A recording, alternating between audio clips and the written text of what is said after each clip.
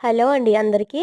చాలామందికి తోటకూర కాడలతో కూర వండుకుంటారని తెలుసు. కానీ ఈ తోటకూర కాడలు ఎలా కట్ చేసుకోవాలనేది తెలీదండి. ఈ తోటకూర చూడండి ఎంత పొడుగ్గా అయినప్పటికీ చాలా లేతగా ఉందండి. ఇది ఎర్ర తోటకూర అనమాట.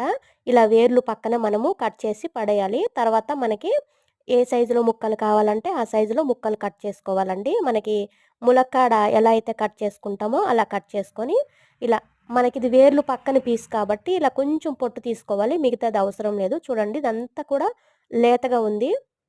చాలా ఈజీగా తెగిపోతున్నాయి చూడండి. ఇందులో మనకి చాలా మంచి పోషకాలు ఉంటాయండి. డాక్టర్స్‌కి అడిగితే చెప్తారు వీటి వాల్యూ ఏంటనేది. ఇది సర్జరీ అయిన వాళ్ళకి, ఇంకా చిన్న పిల్లలకి, పెద్దవాళ్ళకి అందరికి చాలా బాగా పనిచేస్తదండి. ఆవాలు నూరేసి వండుకొని తింటే అసలు సర్జరీ అయిన వాళ్ళకైతే కుట్లు తొందరగా మానిపోతాయి. అలాగే బ్లడ్ కూడా మనకి ఇంప్రూవ్ అవుతుంది. థాంక్ యూ అండి.